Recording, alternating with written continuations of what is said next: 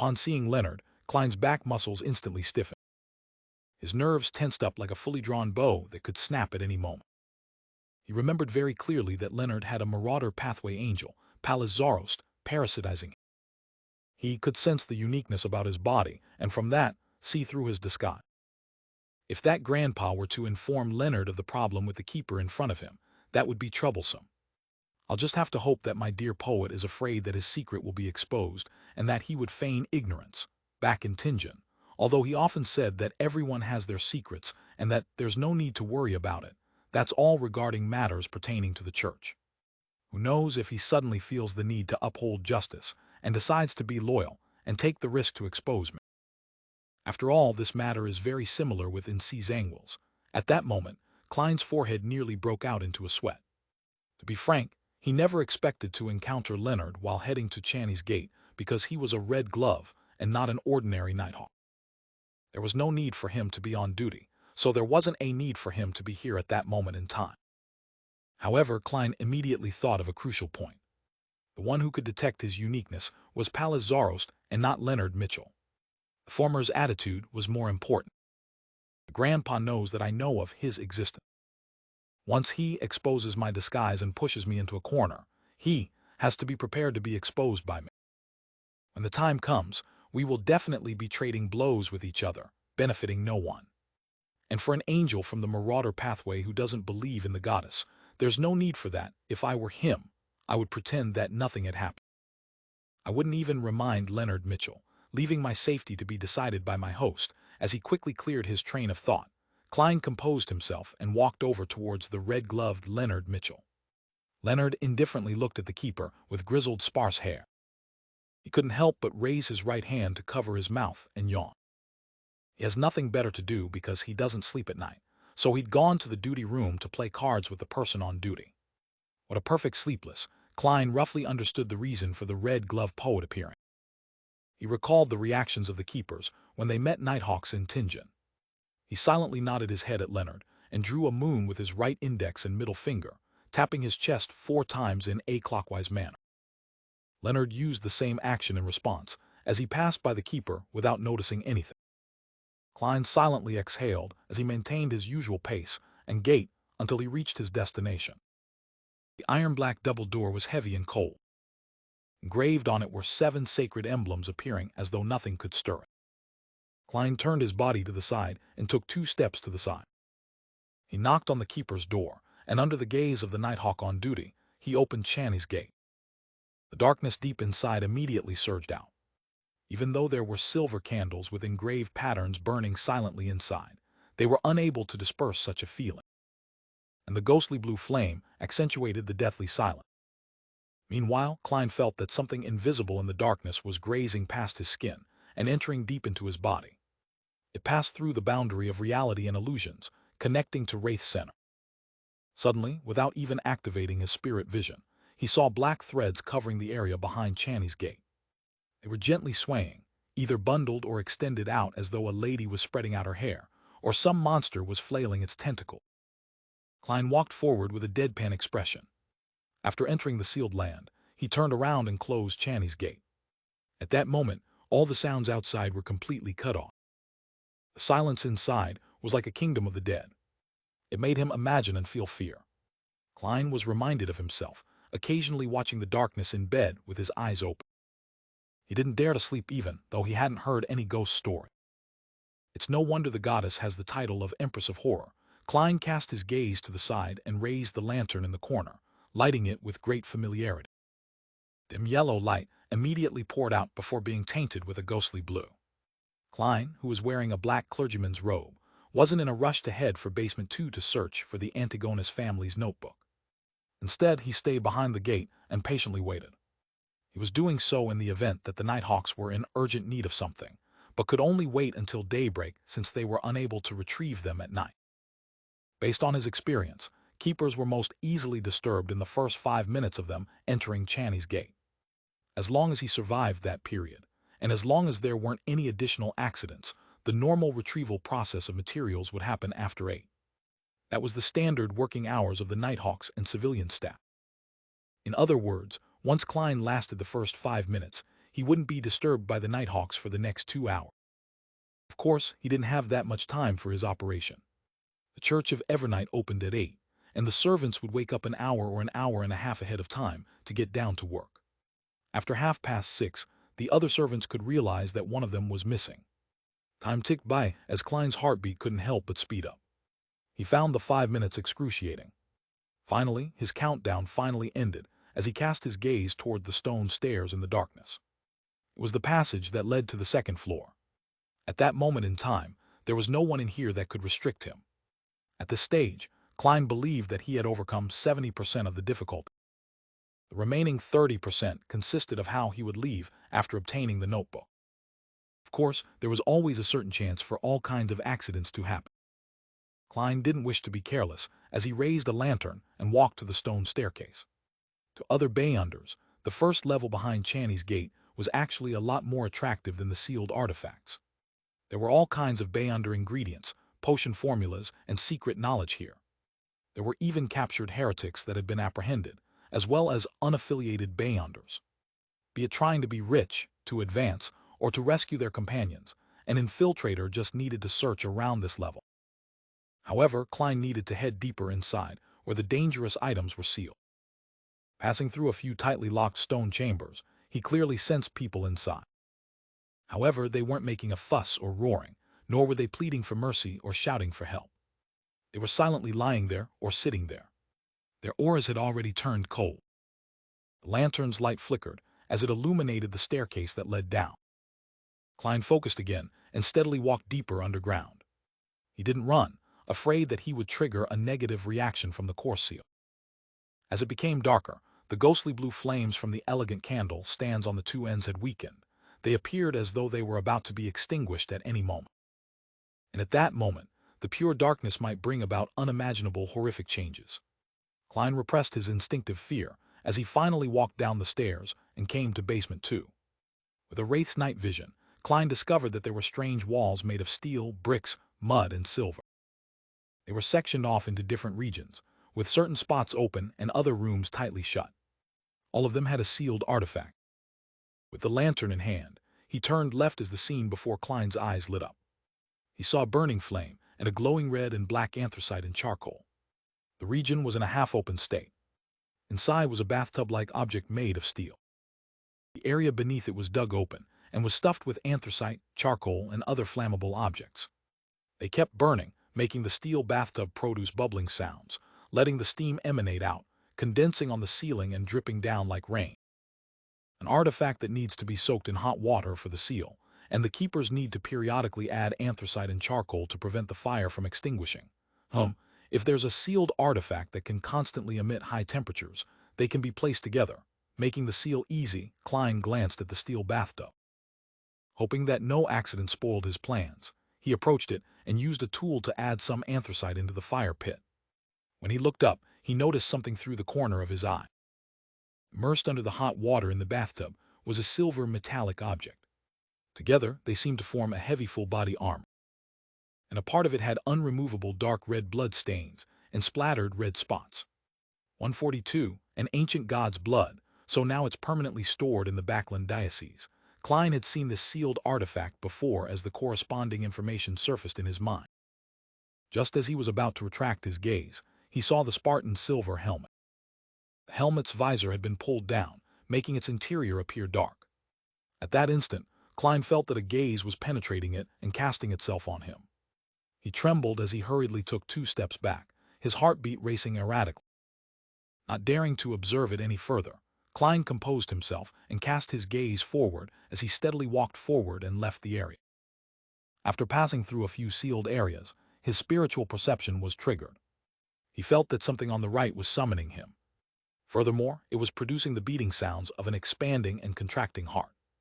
Indeed, the Antigonus family's notebook has been waiting for me all this time. Klein silently confirmed his earlier theory, and following the illusory summoning, he changed direction and approached it. In just 2 or 3 minutes, he saw a room with an ajar stone door. It was dark inside without any source of light. With the lantern's illumination, an empty bookshelf formed from white bone appeared in Klein's eye. On it was an ancient notebook in a black hardcover. It was the Antigonus family's notebook. Hornesis Phlegrea. Illusory voices drilled into Klein's ears as he confirmed his target. Things happened very smoothly, but Klein didn't dare to be careless or rash. He carefully entered the room as he slowly approached, afraid that the mechanism that sealed the Antigonus family's notebook would inflict harm to him. Hence, when he closed in, a hand in a dark red sleeve suddenly reached out from his abdomen. It was Wraith Center's hand. One of the principles of a marionettist: use as a marionette as much as possible in situations that a marionette could be used. If anything were to happen, the marionette would bear the brunt. At this moment, there was a slam from the direction of the door as though someone had walked in. Klein's pupils dilated as he lunged for the bone shelf without any thought, making the marionette's hand by his abdomen grab the Antigonus family's notebook. At the same time, his right hand reached into his clothes and opened the iron cigar case and wore creeping hunger. He was attempting to teleport directly outside before the core seal reacted. During this process, a scene of the door naturally appeared in his mind. Figure wearing a hooded classical robe was standing there. Figure had a pretty face that wore a lifeless expression. The deep black eyes lacked any spirituality. That high-ranking member of the church that directly wiped Mr. A out of existence and ended the great smog of backlash. Why would she be hiding underground? That's not logical. Just as a sense of horror emerged in Klein's heart, he instinctively lowered his head to look at his body. His body was rapidly being wiped away like an eraser, erasing a pencil drawn. Before he could touch the Antigonus family's notebook, he had completely vanished. Before his brain short-circuited, Klein only had time for two thoughts: how powerful. There's no way to resist. I wonder if I can be revived from such a death. As his thoughts resonated, Klein's vision turned pitch black. He lost all his senses as he entered a dreamless slumber. After an unknown period of time, the silent darkness suddenly stirred. He vaguely felt a sense of grogginess as he felt a cold wind blow at him. As his thoughts thawed bit by bit, Klein slowly opened his eyes and saw fog everywhere above him. The crimson moon was hidden in it, occasionally showing itself. Did I just resurrect again? Or have I entered the underworld? Even if it's the latter, that's not too problematic. I might even be able to get the skeleton messenger to contact Mr. Azek. However, I'll have to become an undead creature or spirit world creature. Klein's mind was still a little heavy, as though someone had injected glue into his brain, preventing him from expanding on his thoughts. Slowly, he sensed his body and heard his heart beating. His mind quickly turned lucid, as he believed that the possibility of him resurrecting was higher. Perhaps he had been thrown out into the wilderness. Puh! Klein's joints produced a crack as he jumped to his feet. Without checking his physical condition, he first observed his surroundings and confirmed the type of environment he was in. The first thing he saw was a fog that permeated the area and the dark and stillness of the night. Encloseby was a tiny town. The most striking building in the town was an extremely ancient-spired cathedral. It was completely black in color. There wasn't a bell tower, and at the top of it were pitch-black ravens spiraling around it. Around the cathedral were many buildings. They were normal two-story residences and simple wooden huts. There were bread shops with hanging signboards and grayish-white mills using water wheels for power. However, there wasn't a single pedestrian. They seemed to be asleep in the quietness of the night. As a seer, Klein instantly found the town very familiar, as though he had seen it somewhere in the past. After a brief recall, he remembered what it represented. This was the source of danger of the nighttime, in the ruins of the Battle of God.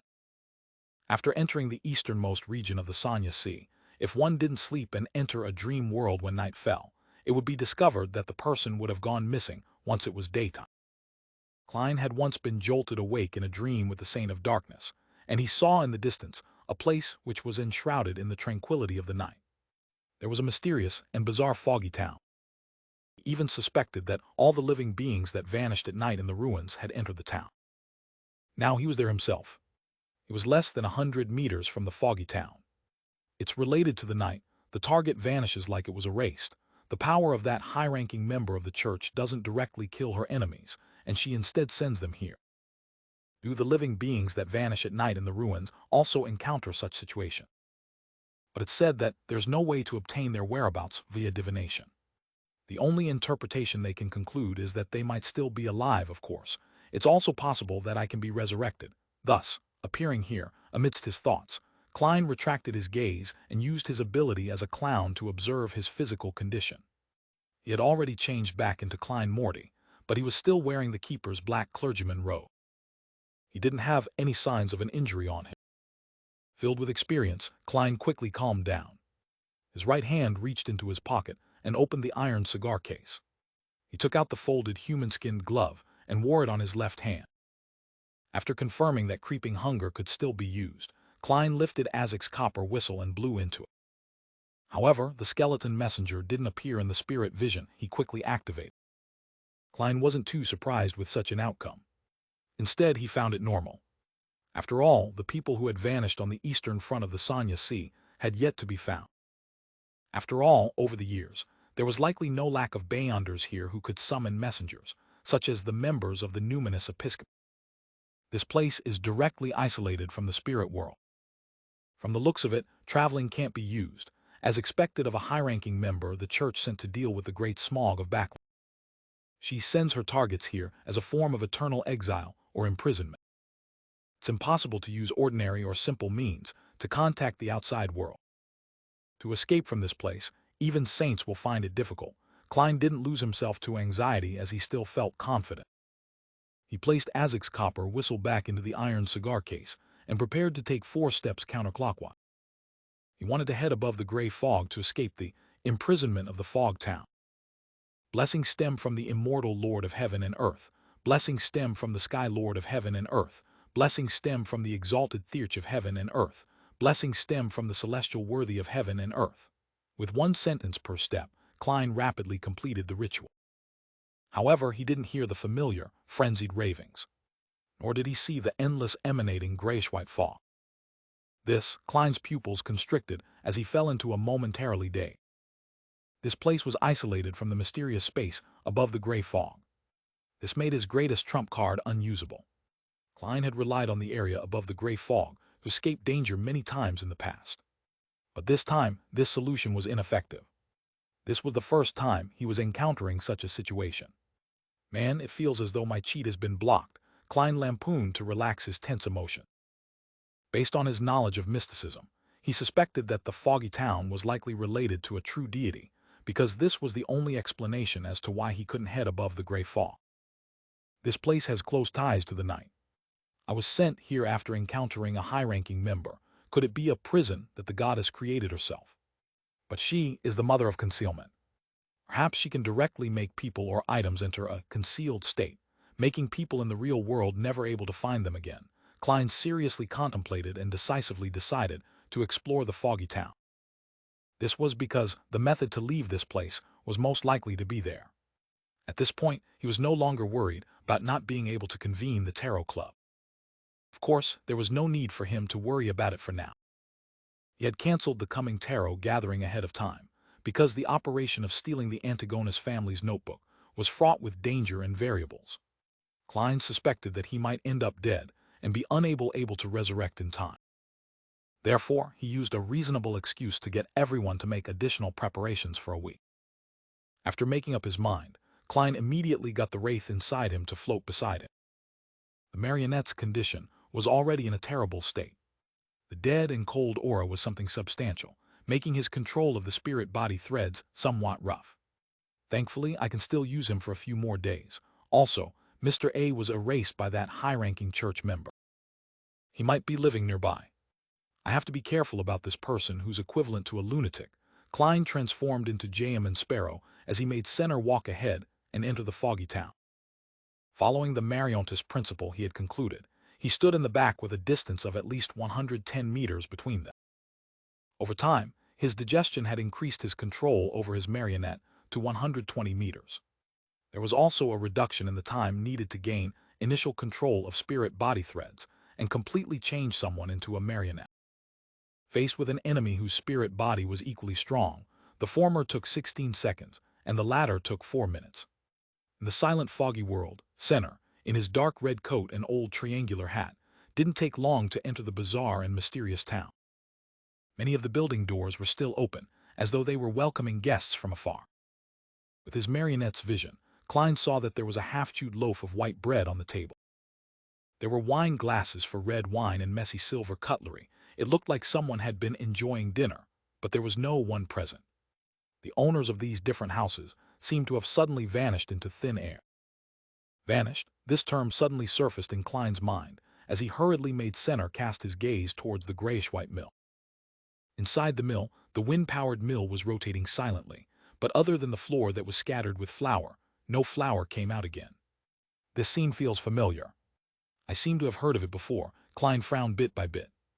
As he relied on his marionette, he continued surveying his environment while carefully recalling the similar situation.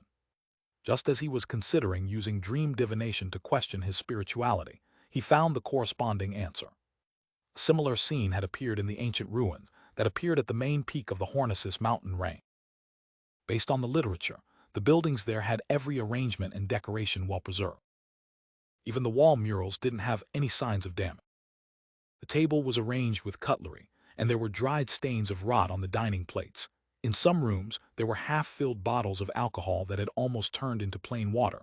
The discoverer mentioned that, when he first discovered the remains, he even had the belief that the people residing there had just vanished all of a sudden. There's some relation between this foggy town and the main peak of the Hornisis mountain range. No way, after trying to avoid it, I ended up coming to it.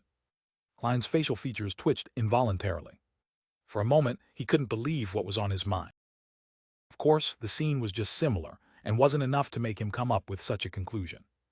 After taking a deep breath and slowly exhaling, Klein forced himself to calm down. He controlled Wraith Senner and made him venture deeper into the foggy town. At that moment, he heard light footsteps. Klein's heart tensed up as he hurriedly hid inside the mill and made his marionette stop. In just a few seconds, Wraith Senner saw a woman walk out from a nearby alley. She wore a pure white robe and her hair was pulled back, revealing her long white neck. She looked extremely beautiful. Translator, Atlas Studios editor, Atlas Studios. Inside the dark, foggy town, the woman who walked out of the alley seemed to be out of place with her surroundings. She was pure, stately, and untainted. She was so gorgeous that it lit up the eyes of anyone whose gaze landed on her. As for her pure, simple robe and her loosely pulled back hair, they added to her bearing and languidness. That gorgeous woman also noticed Senner. Her expression froze for a moment before she smiled. Using a sweet voice, she said, "Senner, when did you become a marionette? If not for the powers of Evernight contaminating you this badly, I wouldn't have recognized you." Although she looked like she was talking to Senner, she was actually conversing with the controller through the marionette. So this kind of dead and cold aura can't be hidden at all. I can't fool Beyonders of higher sequences. I was still hoping that I could hide somewhere inconspicuous and use Admiral of Blood Center to make contact with her so as to maximize my own safety. This place screens away the power of the gray fog, so if I were to die, I likely won't be able to resurrect. Klein hid inside the grayish-white mill and made his marionette speak hoarsely. If you could leave, you'd easily find out that I've been serving my master more than a month ago. He used Admiral of Blood's tone and experiences to answer as though he was still alive. This was the acting principle of a marionettist, to let each marionette have their unique identity and setting. Meanwhile, Klein also buried a keyword, leave, in preparation to broach the topic of leaving. In this bizarre and mysterious town, he didn't have thoughts of instantly killing any demoness that he saw. Ignoring the question of there being any good demonesses, and whether he was equipped with the strength to do so, just the fact that they were trapped in here had made it imperative that he communicated with her for intelligence to seek a way to get out. This was enough to make him choose peaceful coexistence for the time being. The woman in a simple white robe chuckled and said, "Not forgetting to constantly act. From the looks of it, you will quickly digest the marionettist potion. A member of the secret order. She's very familiar with the seer pathway." The demoness sect was a secret organization that was active in the fourth epoch. Even if they didn't have close ties with the Zaratol or Antigonus families, they should be quite familiar with each other. It's very normal to understand the seer pathway.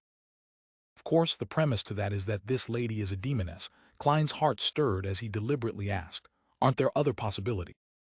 He tried to sound her out to see if other organizations might wield control over the seer pathway. The beautiful and pure lady walked forward and leaned towards Admiral of Blood Center as she said with a smile, "It doesn't matter which organization you belong to. You've been exiled here, and it's practically eternal imprisonment. The past no longer matters. What matters is the future, whether we can cooperate to find a way of leaving. I failed to sound her out. Klein made the wraith reply. That's exactly what I was thinking. How may I address you? As the lady approached center, Klein caught a whiff of a refreshing fragrance with his marionette's sense of smell.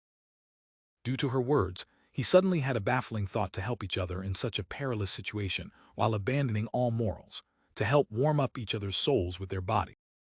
She's like a demoness. Her voice sounds more familiar the more I listen to her. But why can't I put my thumb on it? What a pity, there's no way to use dream divination in such a situation. She will be able to seize the opportunity while I'm unconscious, and it's hard to predict what will happen. Klein frowned slightly.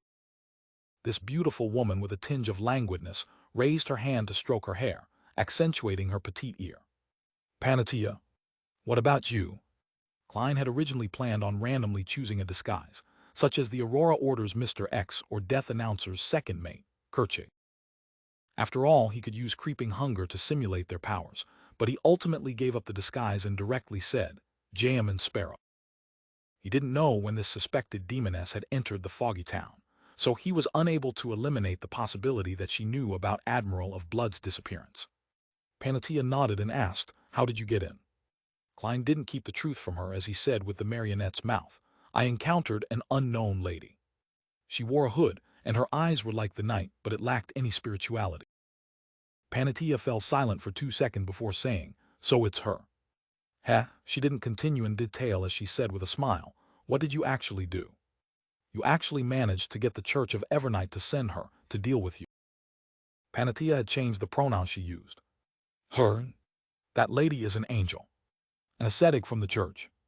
Panatia seems to know much about her. Klein's thoughts whirred as he said vaguely, I infiltrated St. Samuel Cathedral and attempted to steal a sealed artifact, but in the end, he didn't go into the details because he had no idea how he encountered the lady. Klein believed that as an angel, it was impossible for the lady to keep living behind St. Samuel Cathedral's Channy's Gate. There was nothing in there that required an important figure like her to keep watch on the entire time. Is that so? So she is indeed in the basement of Samuel Cathedral. Panatia seemed to confirm something. In secret organizations, the word saint is not used when talking about St. Samuel Cathedral. I should take note of this detail in the future. Klein ruminated over her choice of words. Panatia didn't continue on the topic as she said with a smile, All right, let's not bother with the past. Just as I said, what's important is the future and how we can escape. Klein used this opportunity to make Center ask, What do you know about this place? Panatia glanced at the spired cathedral in the middle of the town and said, This place isn't the real or spirit world, nor is it the astral world. It's in some kind of secret, hidden state. Have explored most of this area, including the area outside the town. I didn't manage to find any clues. All that's left is that cathedral. Perhaps all the secrets are hidden inside. Why don't you explore the cathedral? Klein asked with his marionette's mouth. Panatia yanked her pure white robe. On it were signs of wear and tear. My intuition tells me that there's extreme danger inside. Upon saying that, she switched topics. And now there's a solution. Your marionette can help us scout. Even if it's lost, it wouldn't deal you any harm. Don't worry. As long as we gain an understanding of the situation inside, I'll find a chance to give you a better marionette. After all, it doesn't look like it can last long. There's nothing unreasonable about that, but I don't trust you.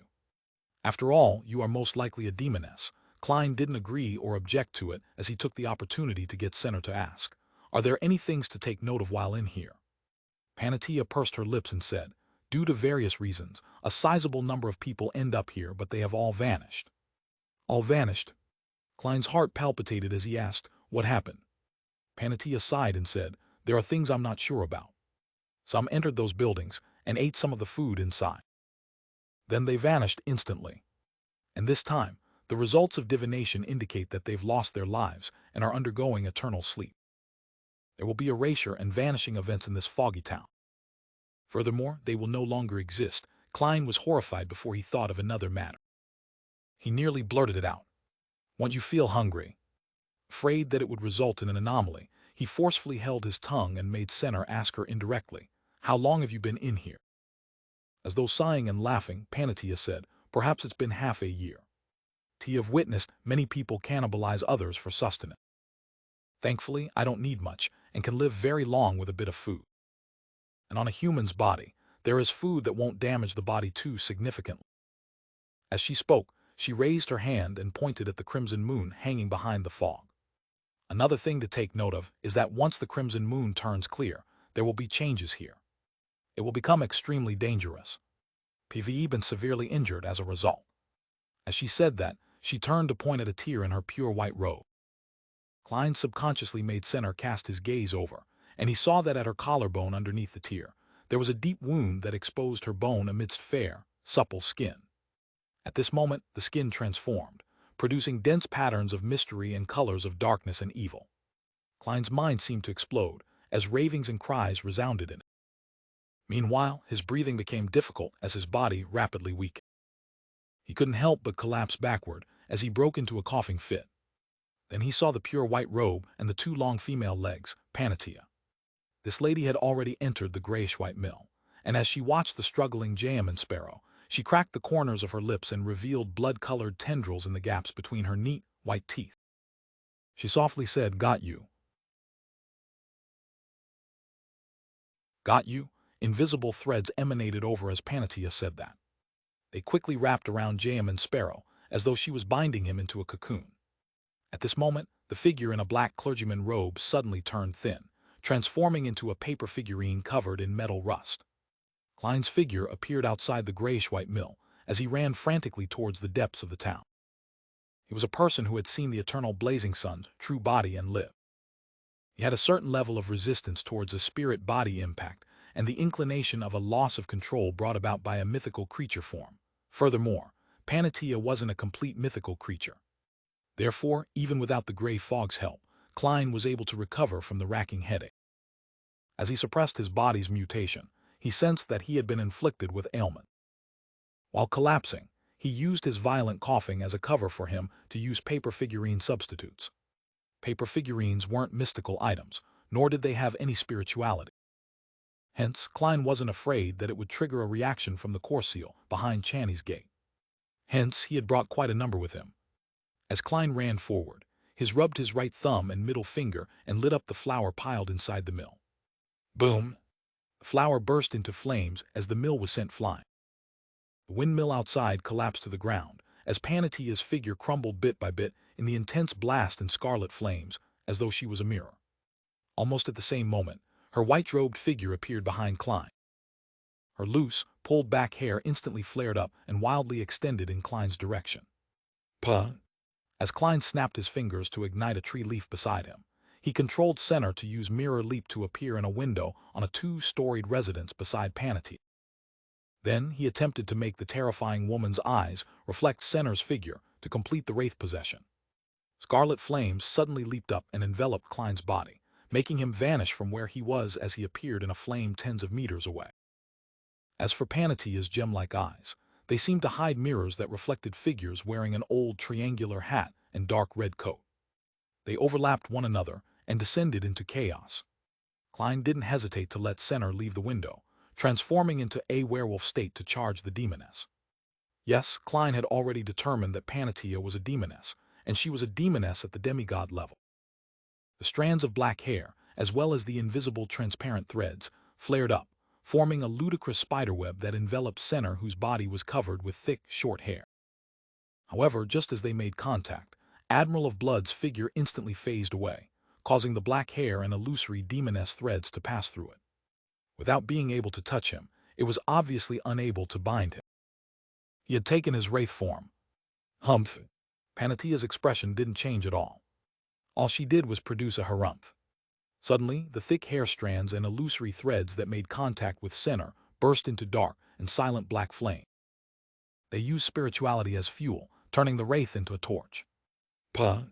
Puh! Puh! Senner turned back into a werewolf from the burning, as his limbs fell to the ground from the flame injury. With that, a Sequence 5 wraith perished completely. And at this moment, Klein had repeatedly snapped his fingers, jumping into different columns of fire, and using his marionette sacrifice to escape deeper into the town. With a few flashes, he had pulled open a gap of hundreds of meters from Panatia. Suddenly, Klein felt his forehead burning hot. His lungs began to heave as he panted loudly and emitted heated air. as he had been hit by the impact of seeing an incomplete mythical creature's form. He had been a little too slow at using paper figurine substitutes. He had failed to swap out his ailment, and he had suffered some of the damage. Klein had originally imagined that he just needed to persist until he escaped Panatia's range of influence, but to his surprise, his condition was worsening faster than he expected. Furthermore, despite having opened up a gap of hundreds of meters, he didn't escape the signs of being infected. Thud! Just as he was about to continue using Flaming Jump, Klein's knees buckled as he collapsed to the ground without successfully snapping his finger. Immediately, he heard Panatia's pleasant laughter in his ears. Even if you were to escape to the other side of town, there's no way to escape my ailments. You ought to know that back in Backland, the entirety of East Borough was immersed in the plague fog I created. Apart from the most distant Empress Borough and West Borough, all the other areas were significantly affected as well. She's that Lady Despair who cooperated with Mr. A. She's one of the true murderers behind the great smog of Backland. Klein felt his mind go adrift as he found himself become very sick while reeling in pain and despair. Although it still wasn't lethal, the irresistible coughs prevented him from using most of his Beyonder power. Panatia walked over as her beautiful eyes were stained with an indescribable color of bloodthirst. It was like a tramp finally seeing a sizzling steak after starving for days. In her hands were what was left of Senner's torso and 2 broken limbs. This was apparently meant to be her stockpile of food. Your finger snap sounded good. I believe the taste of those 2 fingers should be pretty good. Panatia looked at Jamin Sparrow as he coughed in the distance, speaking with the tone of a raving lunatic. Just as she finished her sentence, she raised her hand and stuffed Senner's index finger into her mouth. She bit down on each segment, producing crushing sound. Klein watched this scene with a blurred vision. In his grogginess, he felt his fingers also suffering such excruciating pain. At this moment, he knew that Lady Despair Panatia was already partially mad because she had eaten too much flesh from other Beyonder. Although with her knowledge of mysticism, she would have definitely waited for the Beyonder characteristics to seep out before partaking in her meal, the deceased had been trapped in here without any food, making them each other's targets. It was inevitable that they slowly lost their minds as they approached insanity. How could she remain fine eating such meat?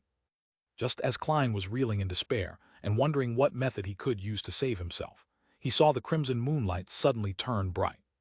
He saw Panatia's face colored with a look of horror. Without hesitation, she turned around and charged into a nearby building and slammed the door.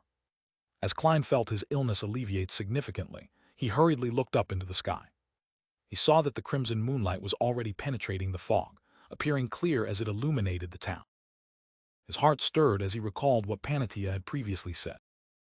He immediately struggled and hobbled into another building beside him without forgetting to lock the door. Once the crimson moon turns clear, there will be changes here. It will become extremely dangerous.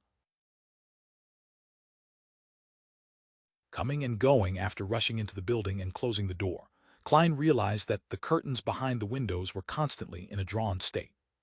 Only some faint crimson moonlight seeped in, lighting up the room slightly.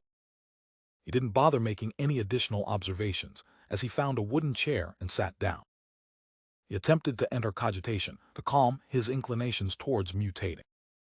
Since he had witnessed a saint-leveled Beyonder's incomplete mythical creature form, how could he survive it that easily? This wasn't the mysterious space above the gray fog that came with recovery effects. As Klein was able to withstand mental blows relatively well, he was able to straighten his thoughts out early and prevent himself from losing control, thus allowing him to successfully escape. However, this didn't mean that the problem had been resolved. He sat there, relying on cogitation and his control over his emotions to resist the waves of insane thoughts. During this process, he heard his cheekbones produce crunching sound. He saw his black hair turn long and thick in an uncontrollable manner as his chest bulged through his clothes, while his skin produced granules in the form of meat tendrils. After nearly 30 seconds, Klein finally exhaled and relaxed significantly. He had completely recovered from the effects that Panatia's incomplete mythical creature form brought. He even gained some new knowledge. The level she was at had despair at its core, making her good at creating and spreading plagues. The insanity and mutation from witnessing a mythical creature not only produce the symptoms of losing control of one's pathway, but it also comes with the traits of the other party's sequence. Back then, I was nearly baked by the eternal blazing sun, and this time I nearly became a demoness. Klein looked down at himself, restoring his skin, chest, and hair to normal. If he wasn't a faceless, aside from letting those meat tendrils sink into his body, he would have to rely on external forces to resolve the problem. Without the time to poignantly sigh or analyze the situation, Klein slowly stood up and cast his gaze towards the tightly drawn, dark-colored curtains as he attempted to figure out his current situation. His expression suddenly changed because he heard rowdy murmurs outside the street. At that instant he felt that, apart from him and Lady Despair Panatia, the uninhabited town suddenly had many residents. They were loitering across the streets and alleys, greeting one another as they discussed whether to only buy bread or be extravagant and buy a pound of beef. The foggy town suddenly seemed to come to life. However, none of the figures entered the buildings that lined the streets. They seemed to keep coming and going across the street, producing voices that one would find difficult to believe to be conversations, as they sounded more like the deep growling of savage beasts. Klein couldn't imagine the scene outside. All he knew was that even a demigod-level demoness had to hide from the danger. He retracted his gaze and thought deeply for a few seconds, silently muttering, "I can't head out, but I can't stay in here either. Who knows when that crimson moon will be covered by fog again, allowing Panatia to regain her freedom of movement. When the time comes, with us being so close, there's no way for me to escape. But how do I move without heading out?" In his silence, Klein slowly turned his body and faced the pitch-black spired cathedral. According to Lady Despair Panatia, that cathedral was the only place she didn't dare explore. It was as though entering the cathedral was the only way to escape her hunt. Of course, a demoness like Panatia wasn't necessarily speaking the truth, but Klein believed that she wasn't likely to lie regarding such matters. After all, to her, he was her prey, her delicacy. Besides, Panatia back then was using her speech and charm to entice him bit by bit, designing a trap for him so as to capture her prey. With a demigod's confidence, it was unlikely she would reveal information as a bluff. In addition, at such times, speaking the truth was the safest and most reassuring option. There was no need to worry about the prey escaping ahead of time due to the detection of a lie. Unless her half-mad state causes her to habitually lie. Otherwise, it shouldn't be a problem. Klein, who was out of options, quickly made up his mind. He lowered his left hand and made creeping hunger turn transparent. Although he knew that traveling was useless, he still held out hope because this was the point when the crimson moon was at its clearest. There was no obstruction, and it was round like a silver plate. During such times, Mr. Door could transmit his shouts into the ears of his descendants from where he was lost. Traveling was enhanced, and anomalies happened, so it wasn't something impossible. Klein's figure rapidly phased away, but seconds later, his body outline appeared again where he stood. I can't enter the spirit world, to the point of not even sensing it, as a bay under power, traveling only has a third of its uses. It can barely be used as invisibility, Klein muttered silently as he concluded his experiences and lesson. However, he was puzzled about one point. Traveling's phasing away and turning transparent is due to the unique traits of the spirit world, so why would it be effective? Klein pondered for about 10 seconds before he came to a rough idea. Every person must be connected to the spirit world because one's astral projection is located there. It can obtain all kinds of abstract information, which is the reason why revelations can be obtained from divination. Therefore, when we are converted into a hidden and secret state, our connection with the spirit world becomes part of it. This can explain why I can still use the unique traits of the spirit world, but I'm unable to enter it. This is because the former had a portion of it hidden away. I didn't have the time to consider it before and had attempted flaming jump. I was met with success, and this also requires the unique traits of the spirit world. After confirming this point, Klein raised his right hand and snapped his fingers, attempting to ignite a half-melted candle in the neighboring building. He wanted to use flaming jump to pass through the neighboring buildings and slowly approach the spired cathedral. Once the crimson moon was hidden by the fog, he would reassess the situation to decide if he would take the risk and hide inside. A scarlet flame was set ablaze in the neighboring building as it slowly expanded and illuminated the surroundings. At that moment, the streets outside suddenly turned abnormally silent. All of the beast-like growls disappeared. Figures that loitered on the streets seemed to turn to face the building, using their gazes in an attempt to penetrate the window. Klein instantly broke out into a cold sweat. He didn't dare to leap, over as he instinctively snapped his fingers and extinguished the flame. After a brief silence, the rowdy murmuring sounded again.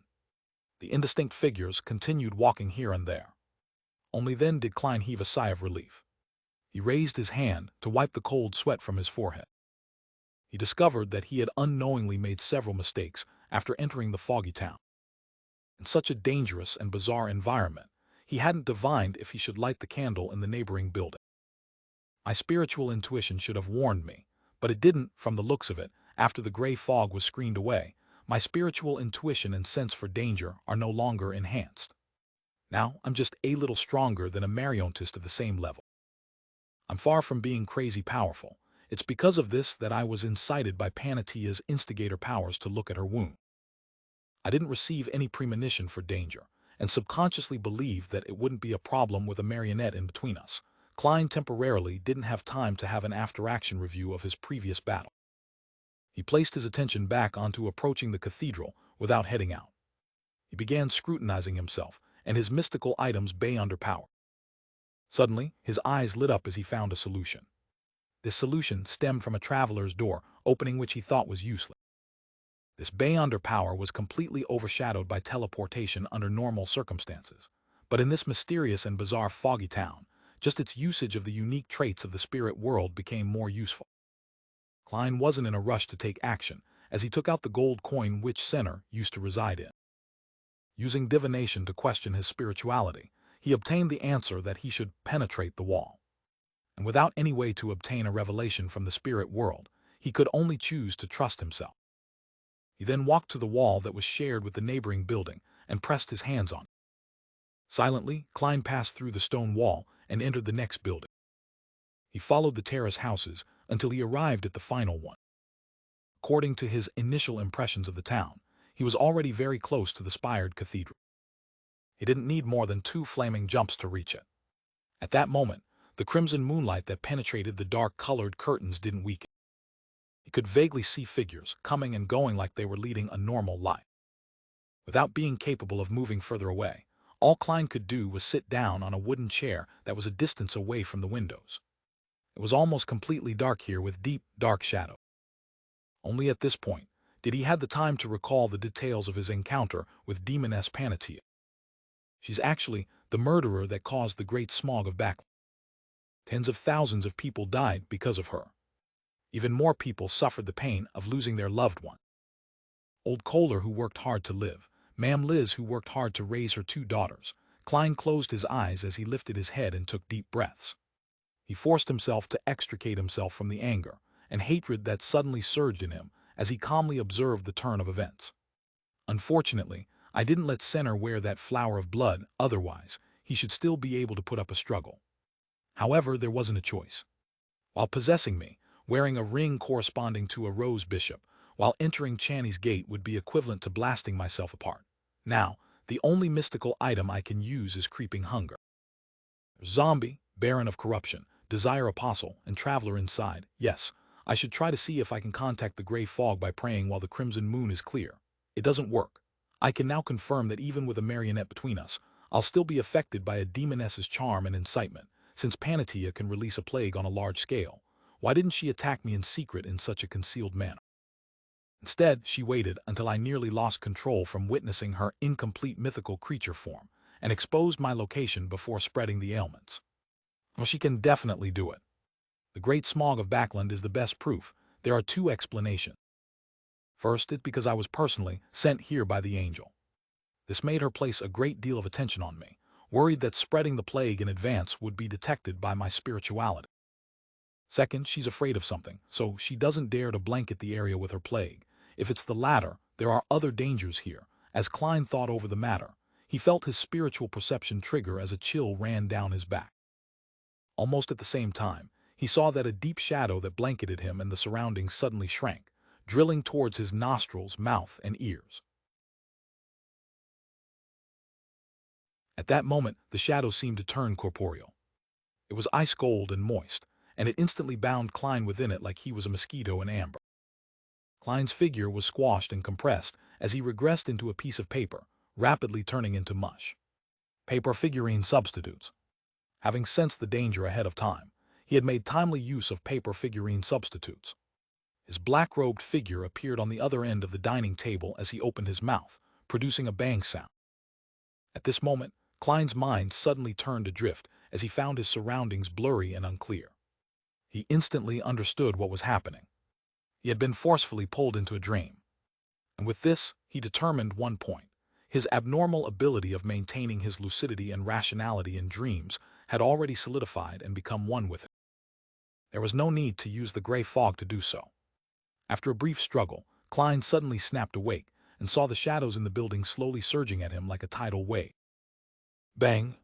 He opened his mouth and produced an extremely mighty air bullet. This bullet struck the shadow, producing a huge swath of white.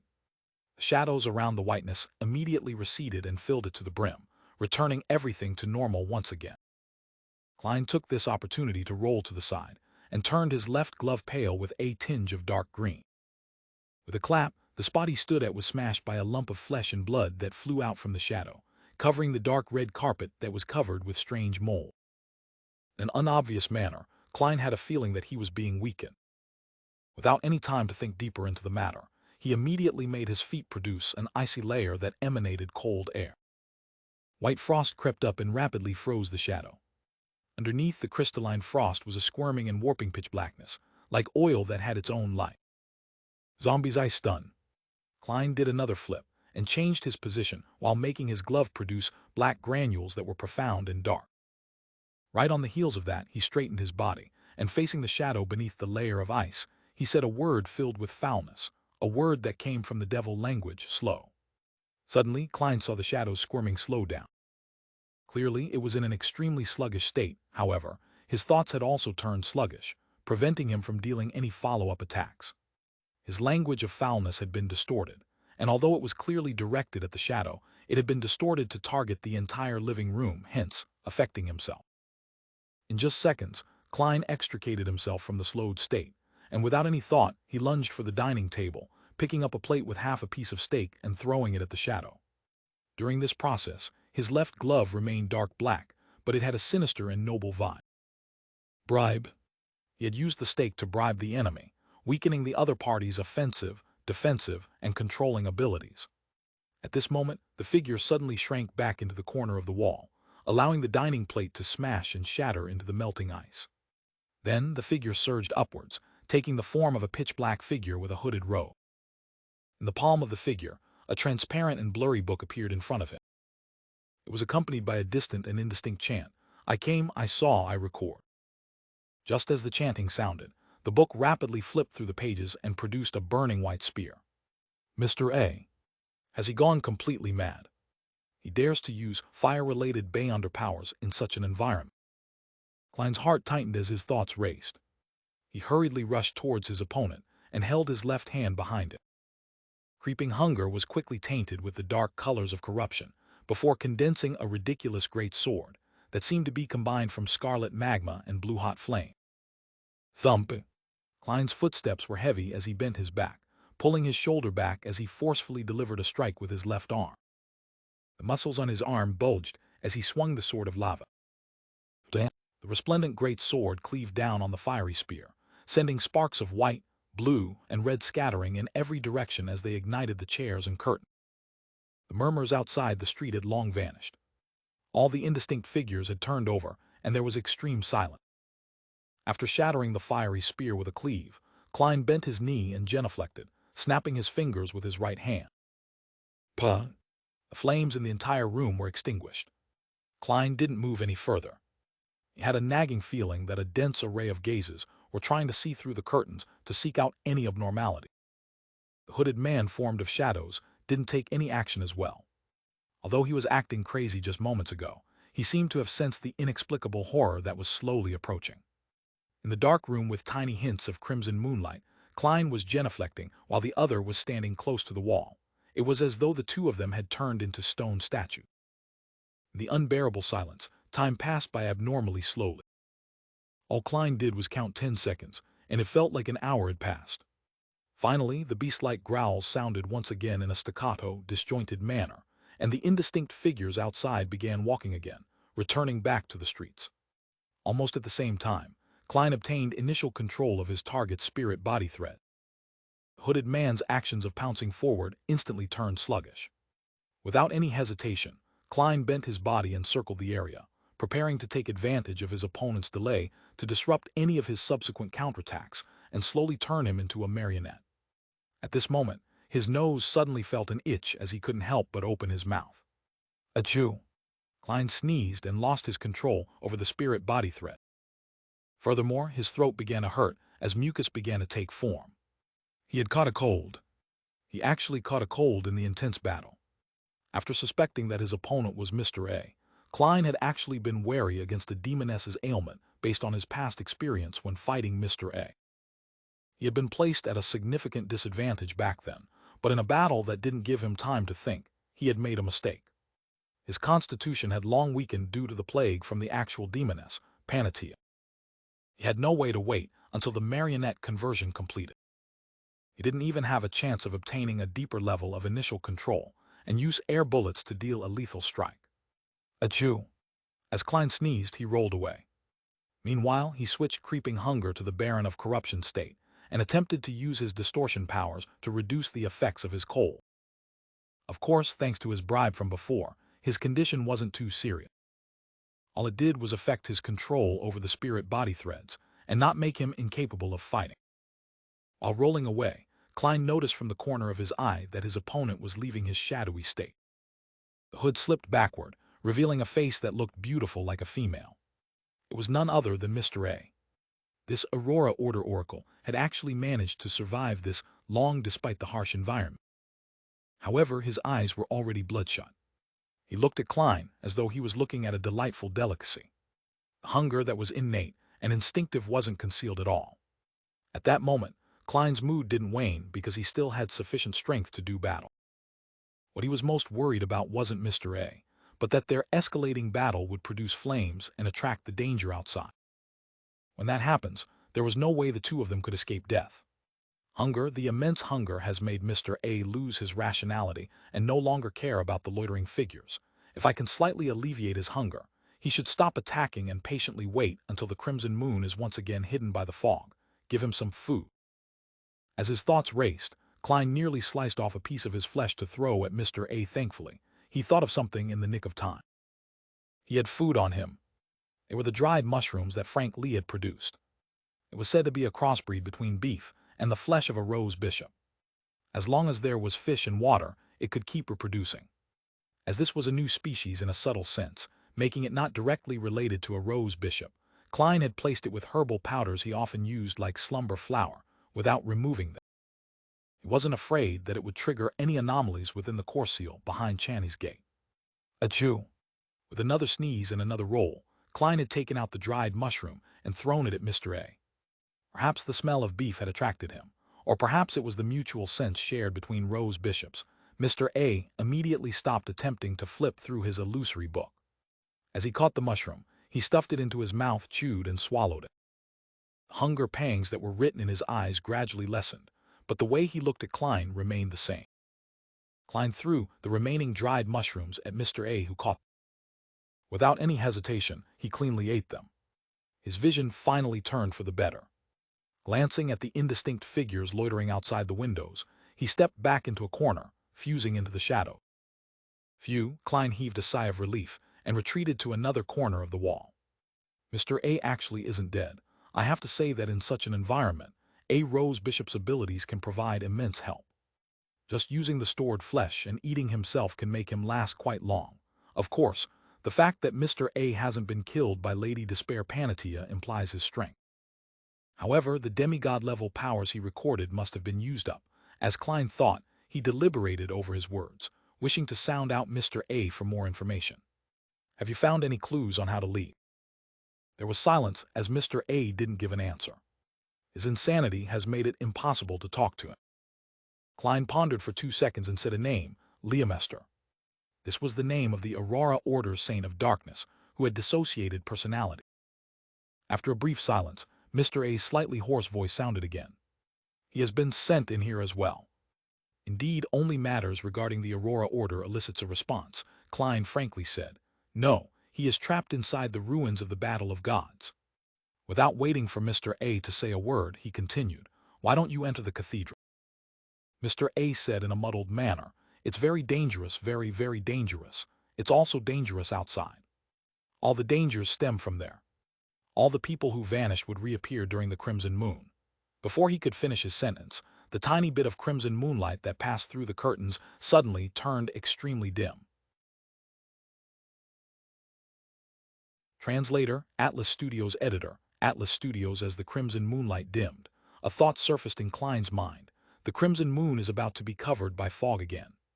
Just as this thought appeared, the indistinct, loitering figures outside vanished as though they had evaporated into thin air. The beast-like growls also came to a halt. The environment has been restored to its previous state.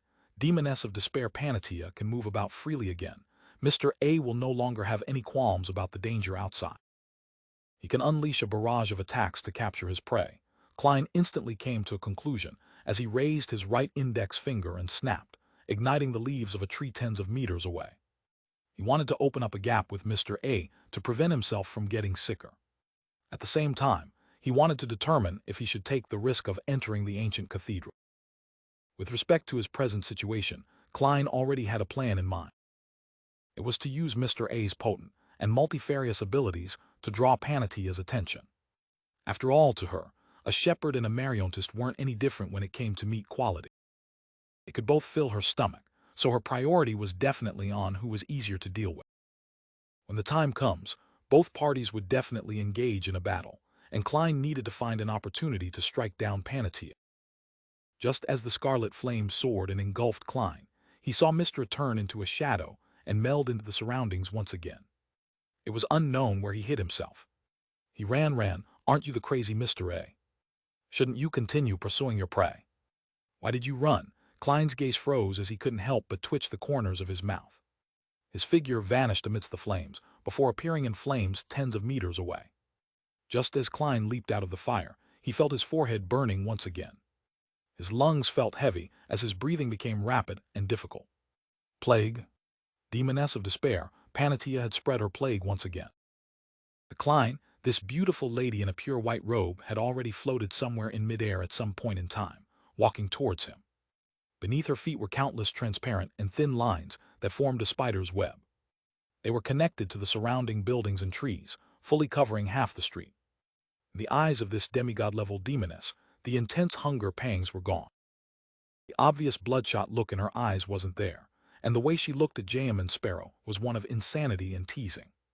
It was as though she wanted to drain his ability to resist, bit by bit, making him feel the deepest, most heavy, and most painful despair.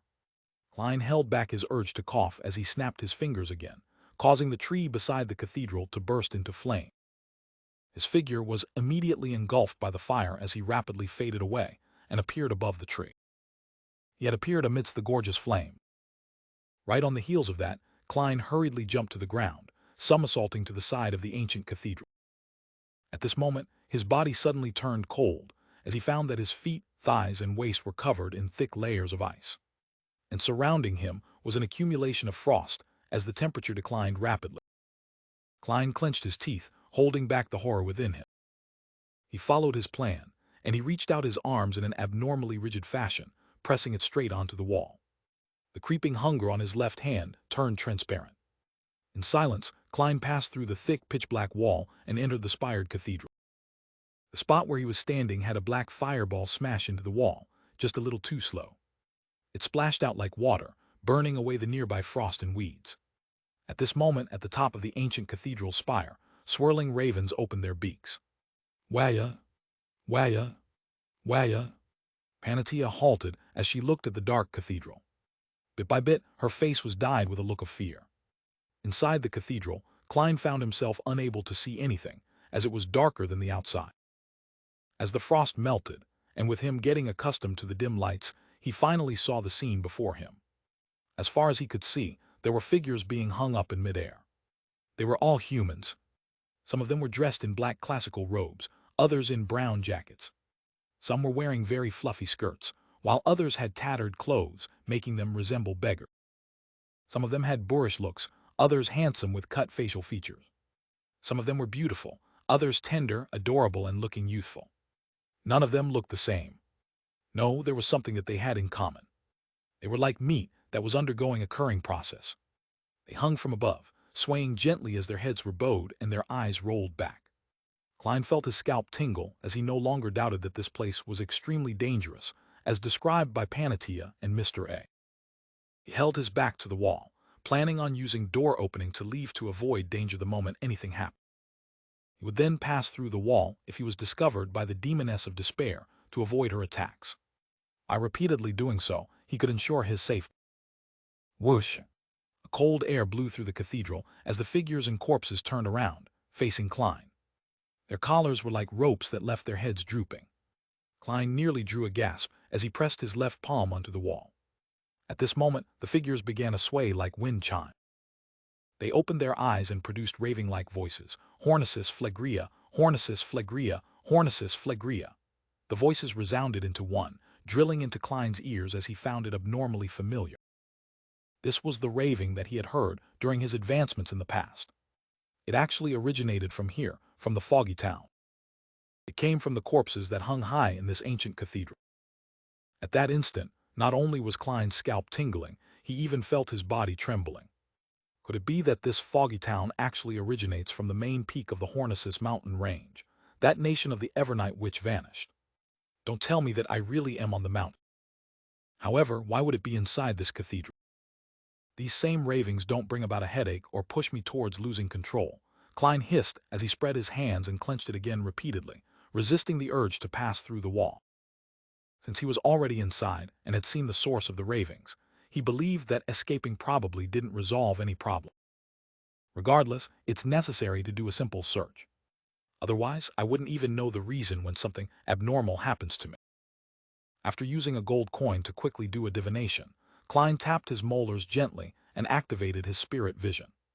He looked up at the hanging figures and found their spirituality converge. The aura colors looked normal, but they exuded a stiff appearance. There are aura colors, they aren't dead yet. Klein frowned slightly and deactivated his spirit vision. Right on the heels of that, he tapped his left thumb on the first segment of his index finger, planning to observe the spirit body thread. Upon sweeping his gaze across, Klein's pupils dilated because the spirit body threads of the swaying figures looked extremely special. The illusory black threads that corresponded to their bodies were extended in the same direction, the peak of the ancient cathedral. There wasn't a single exception. In Klein's vision, they were like corpses being hung up by their spirit body threads. Before Klein could figure out what all of this meant, he caught a scene from the corner of his eye. His spirit body threads were automatically reaching upwards to the peak of the cathedral, to the source that hung up those figures. This was the first time Klein saw spirit body threads moving autonomously. It was as though they were metals that had come into contact with magnets. They floated upwards uncontrollably, and the fastest thread had already reached its destination. Klein didn't dare imagine the outcome if all his spirit body threads gathered up above.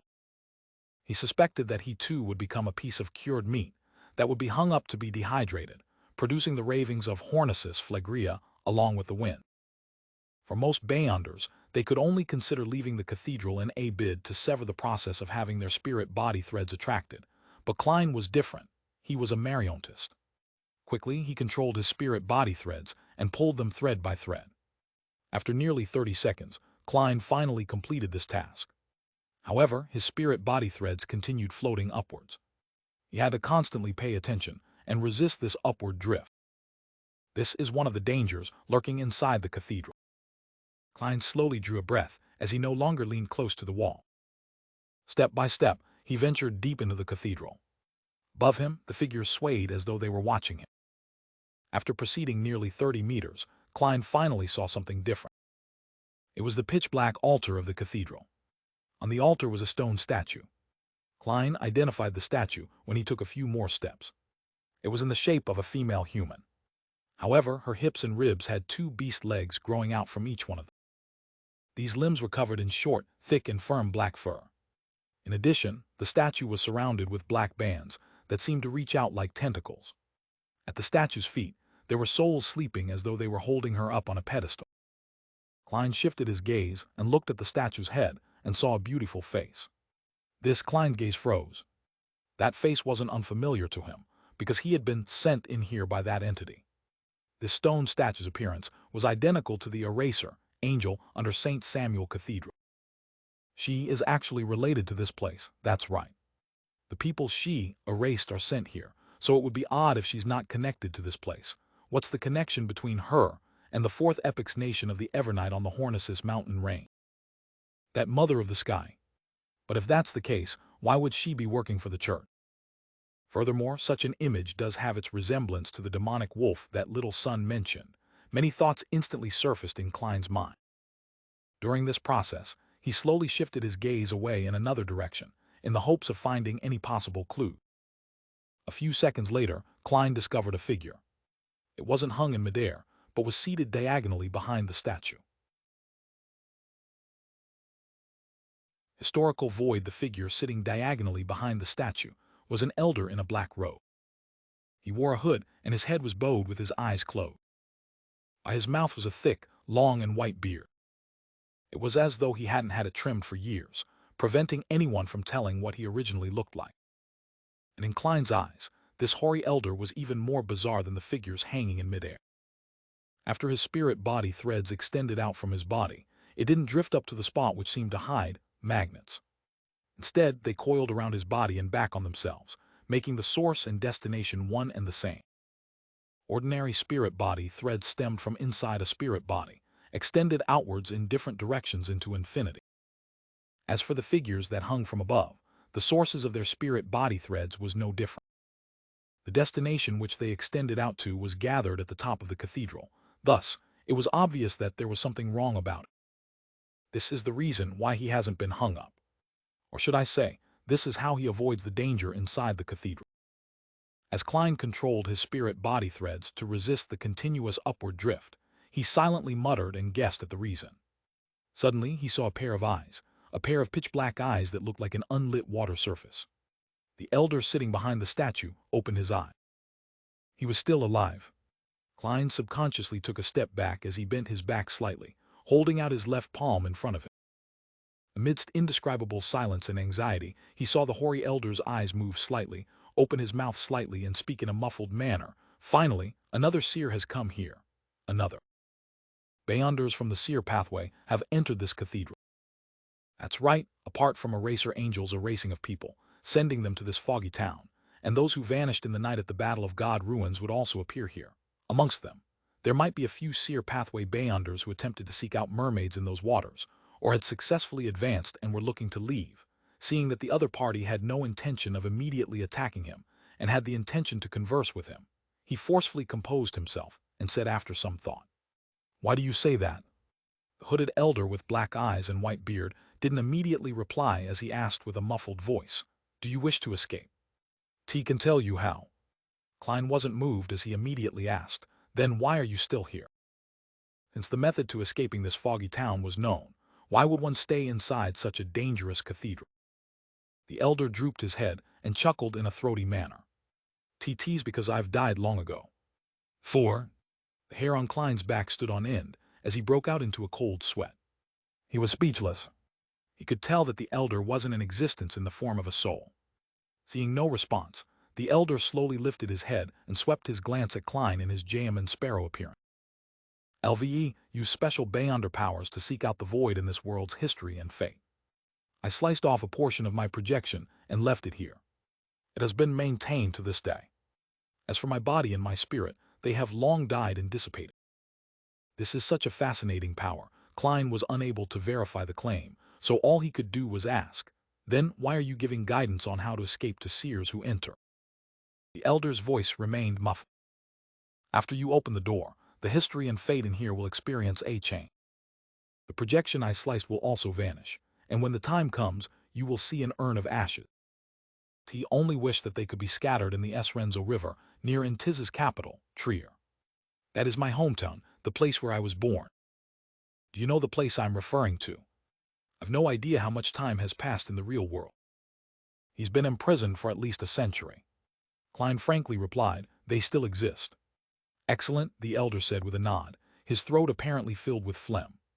Although Klein didn't fully trust the person before him, he believed that knowing more made it beneficial for him to make a judgment. Hence, he decided not to waste any time, for fear of being interrupted again. Then how should I escape? The elder remained sitting in his spot and said without any obvious movement, "See that wall behind the statue? Do you see an inset?" Klein actually didn't wish to follow his instruction. After all, he had been led by Panatia to do so, resulting in him seeing her incomplete mythical creature form and hence suffered from shock and damage. However, he had previously planned on surveying the surroundings in search of clues. Therefore, he ultimately carefully shifted his gaze to look at the wall behind the statue.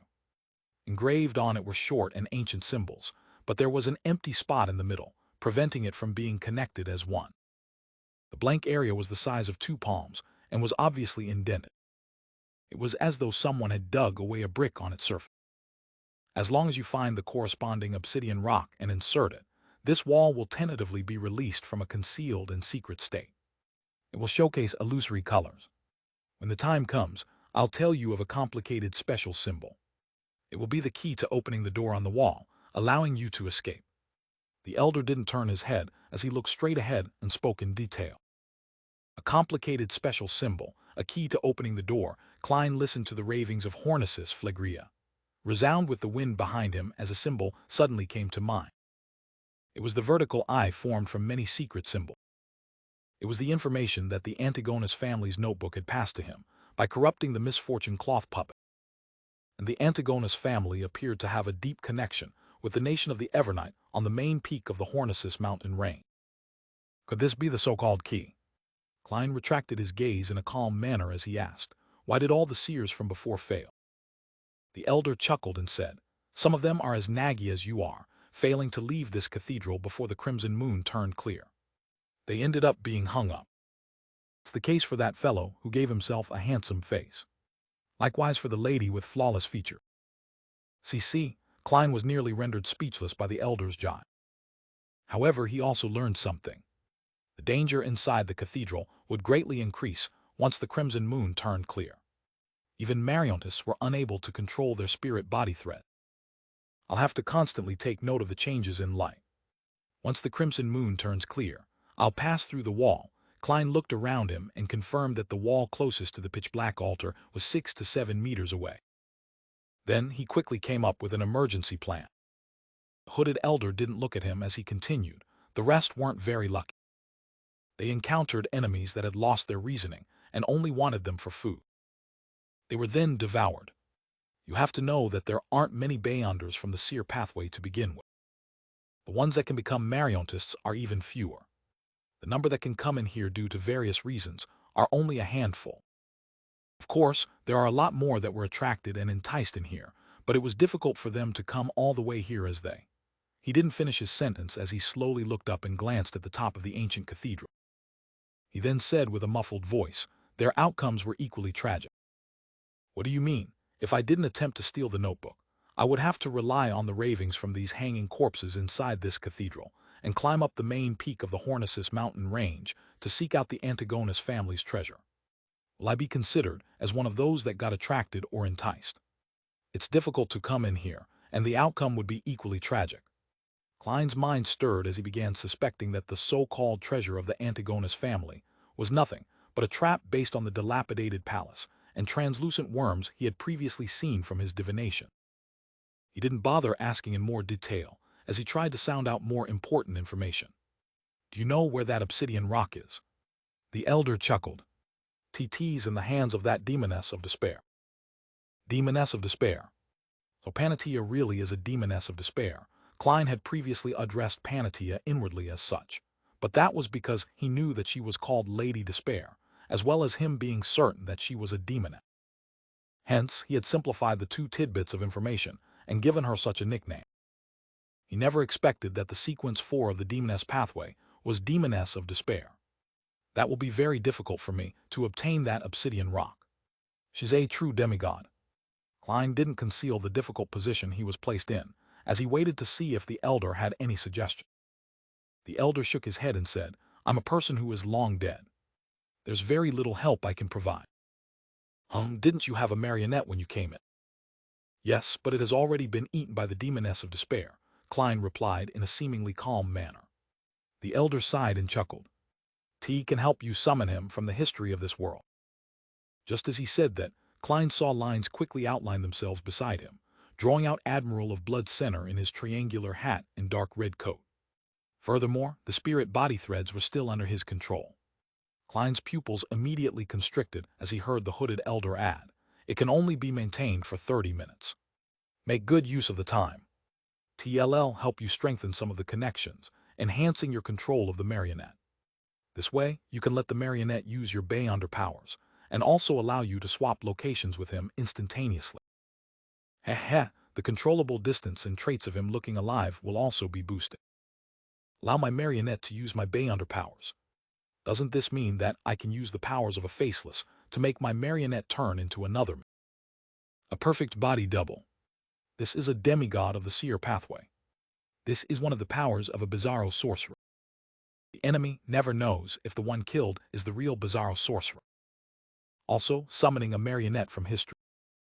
This is completely inconceivable. Thoughts surfaced in Klein's mind as he could hardly compose himself. The elder looked up and glanced at him before continuing, "Give me a paper figurine." Klein frowned slightly and hesitated for a few seconds before taking out a paper figurine and handing it over. The elder reached out his wrinkled hand and took the paper figurine before swiping across it casually. Klein's headache, fever, and enlarged tonsils suddenly disappeared. The paper figurine was tainted with spots of red rust as it quickly cracked after becoming brittle. Using my paper figurine to transfer my ailment. Klein thought and finally asked, "Sorry for my breach of etiquette. How may I address you?" The elder didn't immediately reply as he said with a sigh, "I can only provide you a little help." He paused as he gave a muffled laugh. "You can call me Zaratol." Ancient God FCK. At that instant, Klein, who heard the elder's reply, had vulgarities resound in his mind.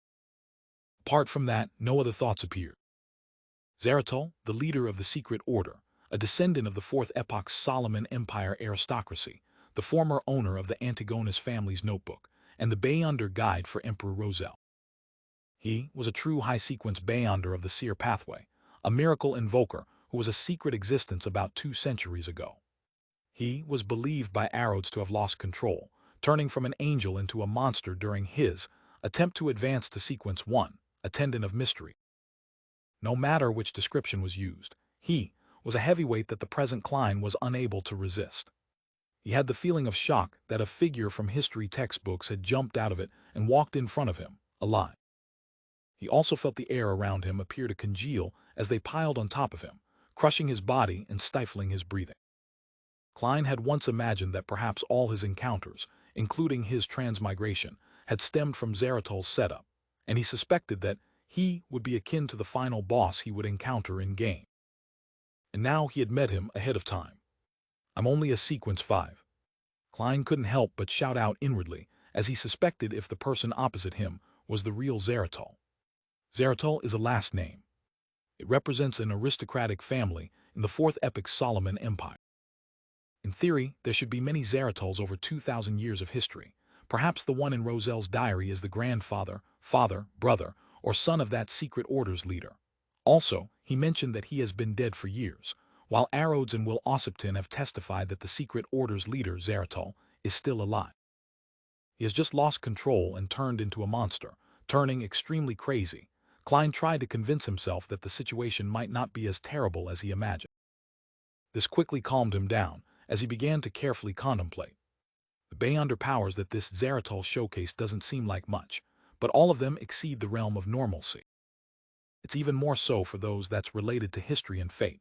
He's definitely not only a bizarro sorcerer. He might even be a Sequence 3 or Sequence 2. And this pathway's angels are few to begin with. This place is intricately tied with the nation of the Evernight, which disappeared from the main peak of the Hornisis mountain range, and it produces the ravings that reach the ears of low and mid-sequence Beyonders of the seer pathway. Back then, the secret order's leader, Zaratol, had fewer appearances after he obtained the Antigonus family's notebook via Emperor Roselle. It's unknown what he was plotting. Does this mean that I can believe he had come to the main peak of the Hornisis mountain range to seek out the treasure left behind by the Antigonus family based on the notebook, and obtain the corresponding potion formula and ingredients of Sequence 1 Attendant of Mystery? In the world of mysticism, repeated coincidences usually imply problems and a confirmation. If it is that Zeratul, could it be that splitting himself to store himself inside the foggy town is the reason that caused his ultimate loss of control? As for being long dead, there's an even more reasonable explanation. The secret order leader Zeratul had said so himself. What is a miracle? A miracle is to be resurrected from the dead. And he was already a miracle invoker. As Klein's mind churned, the hoary elder who claimed to be Zeratul chuckled. From your reaction, you seem to know me. Klein quickly probed. I've heard of this last name. He once met Queen Mystic and learned of the secret order from her, and also know of its leader. The elder nodded gently, without giving any confirmation or denial. He smiled and vaguely asked, what other help do you need? Help. Klein recalled the Beyonder powers he had showcased and said, after some hesitation, are you able to summon a fish from the outside world from this concealed world's history? It's okay if it has already been turned into food. From his point of view, it wasn't an impossibility. After all, most people that entered the town had come from Sanya Sea's easternmost front, the ruins of the Battle of God. Perhaps some fish that had been reared there had been brought in. They could be used to be stored as food, and also used to observe the changes in the environment. There could also be explorers who vanished from not being able to sleep in time when night came after eating their fill of fish. It wasn't unreasonable that fish meat could be found in the history of the foggy town. Zeratul raised his head and looked at Klein. He didn't immediately give him an answer. After a few seconds, he leveled his gaze and said indistinctly, yes. Just as he said that, a blob made up of ground fish meat appeared in Admiral of Blood Center's hand. It can only be maintained for 45 minutes. Once it's over, it's as though one has never eaten it before, Zeratul added. That actually worked. Klein increasingly found the high-sequence Beyonder powers of the seer pathway to really be bizarre and terrifying. He had planned on saying that he didn't need any help, but considering how Zeratul was well known to be deceitful, with everything he said and did being questionable, he felt that he needed to make some preparation. Amidst his thoughts, Klein decided to appear a little greedy to lower Zeratul's appraisal of him, and believed that he could easily lead him to do his bidding. After letting his marionette put away the fish meat, his eyes rolled a little as he indiscernibly drew a breath and said, I still need the Bizarro sorcerer potion formula. Zeratul didn't change his posture as he fell silent for a few seconds. He then said with a chuckle, no problem. As long as you trust that PLL give you a real formula. After you return with the obsidian rock, I'll hand over both the Bizarro sorcerer potion formula and the symbol needed for opening the door to you. Sai, that isn't something that I need to care about. All that matters is that you scatter my ashes back into the river in my hometown. After Klein listened in silence, he couldn't help but ask, you have a very high level. The ashes you leave behind will contaminate the river and create countless monsters. Zeratul laughed upon hearing that. Very meticulous. However, there's nothing special about my ashes. I've lost them long ago. As he spoke, he looked up again and glanced at the peak of the ancient cathedral. He's hinting that his Beyonder characteristics and body specialness had been absorbed by the magnet above. Klein pondered over Zeratul's meaning as he pressed on matters regarding his Beyonder path. What's the sequence 3 potion name after Bizarro sorcerer? Zeratul's beard moved slightly as he said, Scholar of Yore. Scholar of Yore. Although it sounds like a relic that's already dead and dug out from a tome, Zeratul has repeatedly mentioned history. The corresponding Beyonder powers are fascinating, Klein thought in glee as he asked again, then what's the corresponding sequence 0? Zeratul lifted his head again and glanced at him. Finally, he chuckled and said, you will likely know when you open the door to escape. I hate people like you, saying things midway, often just smiling without giving an answer. Klein immediately understood the feeling Emperor Roselle once had as he turned his gaze to the statue beside him and asked, who is this? Zeratul's head didn't turn as he said in a muffled manner, she is a descendant of an ancient god. A descendant of an ancient god. Descendant of annihilation, demonic wolf Phlegria. This ancient god seems to wield the authority of Evernight. His descendant established the nation of the Evernight. Before Klein could ask a question, he heard Zeratul chuckle and say, she also has a brother that you wouldn't be unfamiliar with. Who is it? Klein tried hard to recall who, but he couldn't find an answer. Zeratul chuckled. He gave himself a new last name. Antigonus. Antigonus, Nation of the Evernight, Hornicis Phlegrea. Klein's eyes lit up slightly as he pieced together the fragmented pieces of information. It's very easy to understand the Church of Evernight destroying the nation of the Evernight, as it's a battle of authority. However, to completely eradicate the Antigonus family, for having inherited the seer beyonder paths of the divine, doesn't make sense. There's no need to go that far. After all, the pathways that can be interchanged with the sleepless pathway are the death and giant pathway. Furthermore, Klein was still puzzled to this day. Why would the Antigonus family place their treasure on the main peak of the Hornicis mountain range? Why did they trust the people of the nation of the Evernight that much? Now he finally understood something. Just as Klein was about to ask more questions, he suddenly saw the crimson moonlight shining in from the cathedral's windows bright. It drew out shadows of the corpses hanging in midair. The crimson moon has turned clear. Klein's heart tightened. Without any additional thoughts, he followed his emergency plans by raising his right hand. Snapping his fingers, he lit a candle by the wall that was a distance away from him.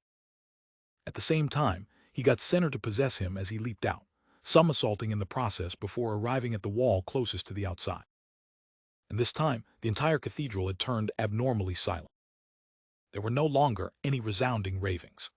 Klein's spiritual intuition didn't give him any indication of danger, but he could tell from the shadows on the ground that the corpses hanging in midair had turned towards the flame. Without any hesitation, Klein pressed his left palm down, passing through a wall and arriving outside the cathedral. Then, without even daring to raise his head, he borrowed the driving force of a wraith to tumble and run towards the nearest building.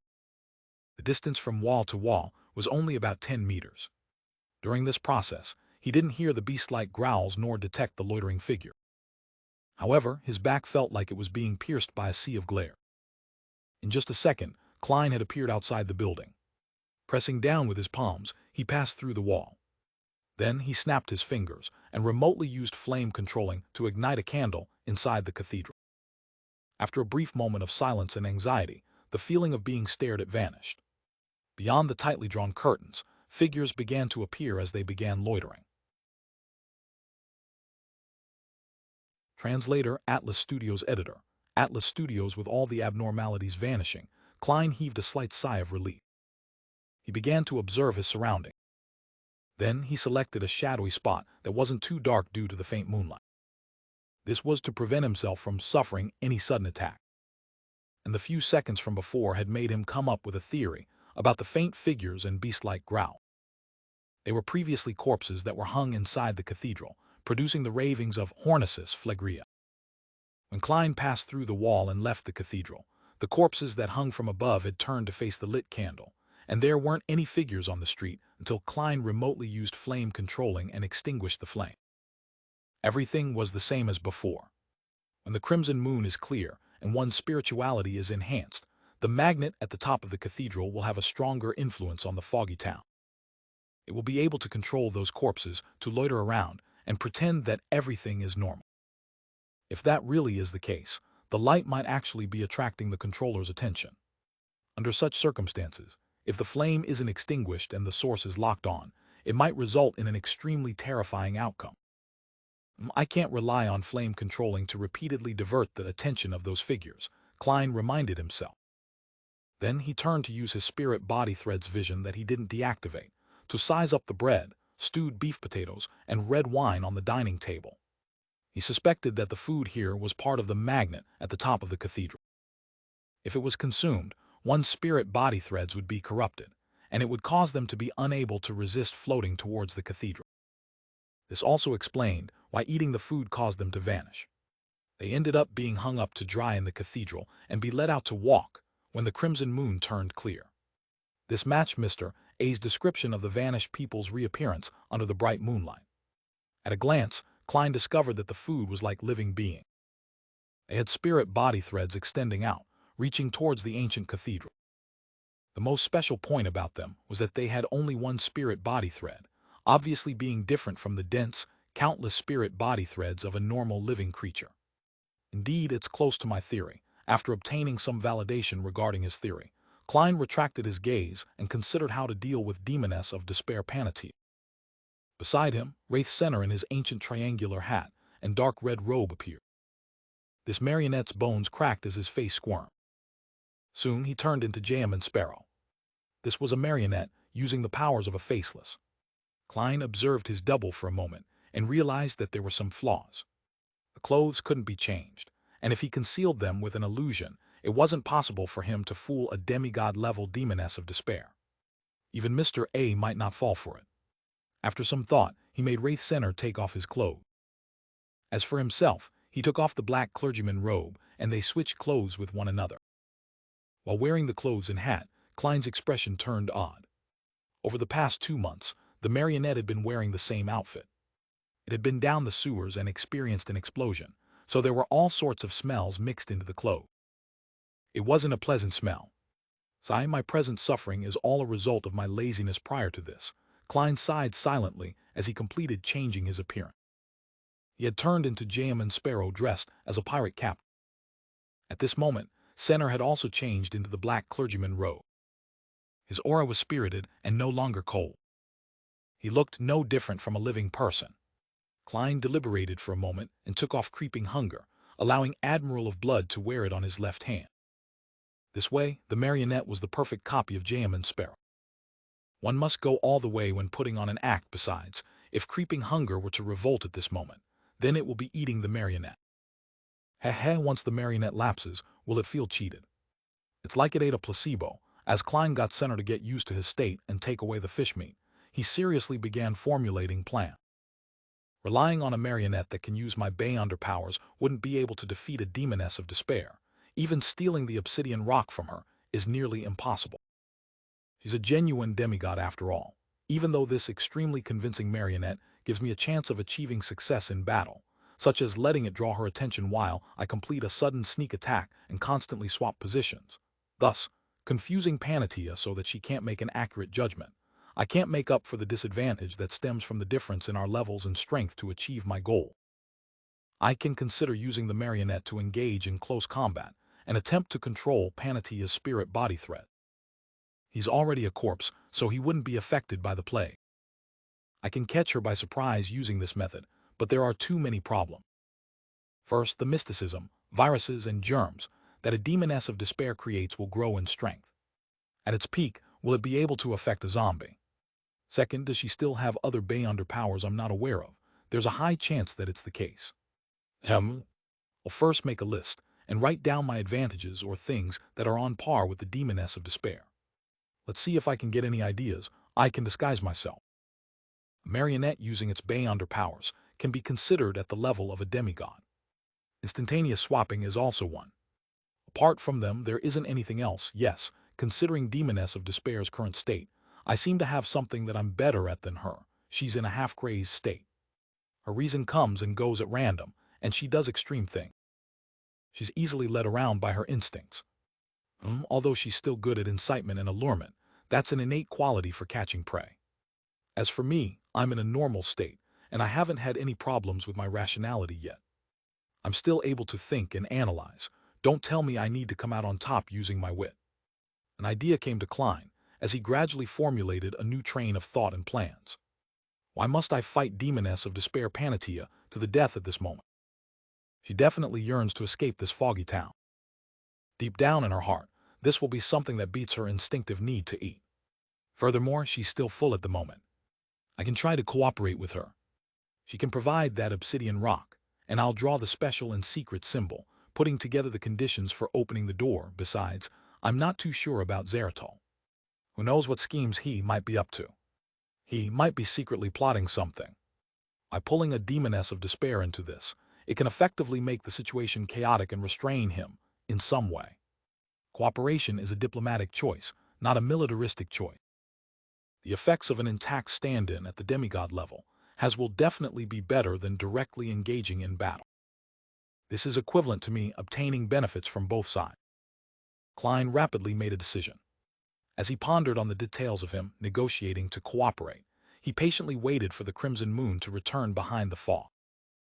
After a while, the crimson moonlight that seeped through the dark-colored curtains dimmed.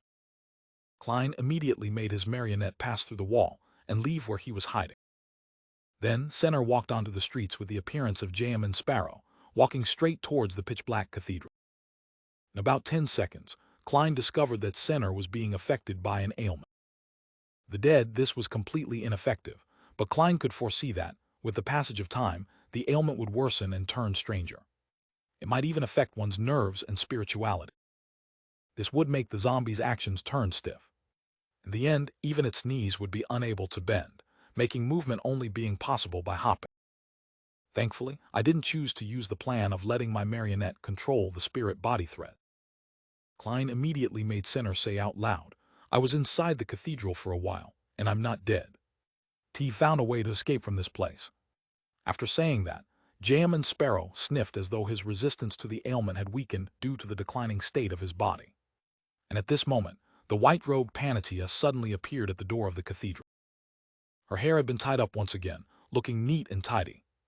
Her slightly crazy-looking but beautiful eyes looked at Jam Sparrow as she took out a strangely profound obsidian rock. The contours of the obsidian rock was identical to the inset on the wall behind the cathedral's statue. "You need it?" Panatia asked calmly. Klein discovered that the demoness of despair had dispelled her plague and ailment as he hurriedly made Senner nod. "Yes. As long as you place it in the correct location in the cathedral and match it with a special symbol, we will be able to open a door that allows us to escape. To know that the cathedral's interior is very dangerous to you, but this is mainly a result of spirit-body thread. And as a marionetist, I can control spirit-body threads to prevent you from suffering the fate of being hung up." Panatia fell silent for a few seconds as she curled her lips. With a bright smile, she returned with a question, "Then I'll become your marionette. Or you can stop helping me at the critical moment, making me turn into a loitering figure under the moon." Klein was long prepared. He immediately made his marionette reply earnestly, "What should I do to make you feel at ease?" Panatia didn't immediately reply. After some careful thought, she said, "Give me your hair and flesh. Curses that demonesses are good at. Using Senner's hair and flesh to curse Jam Sparrow. Count me as the loser if that works." As Klein felt grounded, he made the marionette appear in a difficult position. "Then wouldn't you be able to kill me at any moment?" Panatia replied with a smile, "You can hand me the hair and flesh only when entering the cathedral.